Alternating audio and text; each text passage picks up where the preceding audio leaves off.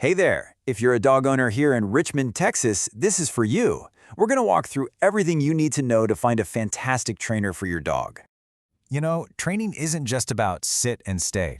It's really about being able to enjoy your life together here. Imagine taking those calm, easy walks along the Brazos River Levee Trail, or just hanging out in the historic district without any stress. That's the real goal. All right, first things first, we've got to talk about the different ways trainers, train. Their whole approach, their philosophy, is going to shape everything about how your dog learns. So, the go-to method for most modern science-backed trainers is called positive reinforcement. It's super simple, really. It just means you reward the good behaviors. When your dog does what you want, they get something they like. This makes them want to learn, which is exactly what we're aiming for. Think of it this way. You've got two paths. One teaches your dog what to do. That builds their confidence and your trust. The other path focuses on punishing what not to do, which can often just lead to fear and anxiety. It's a huge difference in focus, and the results are night and day.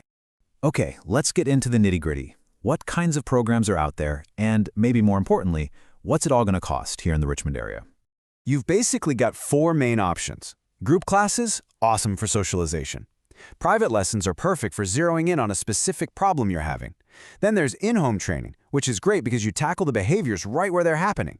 And finally, board and train, which is a more intensive, immersive option, but you'll for sure want to vet those places very, very carefully.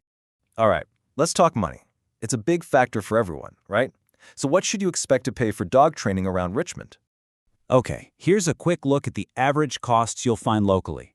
As you can see, the prices can really vary depending on what you're looking for, but this should give you a really good ballpark figure to start with. So just to put a pin in one of those numbers, let's look at group classes. A standard 6-week class, which is a super popular place for people to start, is probably going to land you somewhere in this price range. So you know about the methods, you have an idea of the costs, but how do you actually pick a good one? That's what we're getting into next, how to properly check out a potential trainer. I like to break it down into two simple steps. First, look for their certifications, and second, make sure you know what questions to ask. Okay, so you're going to see a bunch of letters after some trainers' names. These aren't just random acronyms, they actually matter.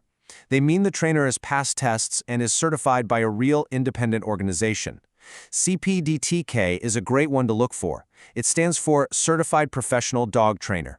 If you're dealing with tougher stuff like fear or reactivity, look for something like a CBCCK.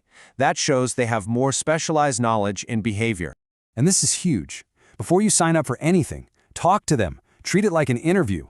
You need to ask about their methods, their background, and all the nuts and bolts, like their fees and cancellation policy. A good professional trainer will be happy to answer all your questions.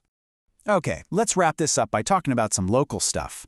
We'll cover some of the specific rules for dog owners right here in Richmond, and then I'll give you a few ideas for great places to practice those new skills. So, this is a big one to remember for Richmond. In any public area, your dog has to be on a leash that's no longer than 6 feet. That's why practicing that loose leash walking is so valuable. You're going to use it every single day. And here's a health and safety must-know. Texas state law says every dog needs to be up to date on their rabies vaccine. So just make sure you keep that little tag on their collar at all times. It's your proof. And you've got so many great spots to practice around here. The Brazos River Levee Trail is awesome for working on that on-leash walking. And then you have places like the Richmond Dog Park, a fenced-in area where you can safely work on commands like come. All this effort to find the right person, it's totally worth it. It's an investment, really, because what you're doing is building a better, less stressful relationship with your dog, and that's a win-win for both of you. Because at the end of the day, having a well-trained dog just opens up your world. You can explore your community together, go to parks, walk downtown, all with confidence.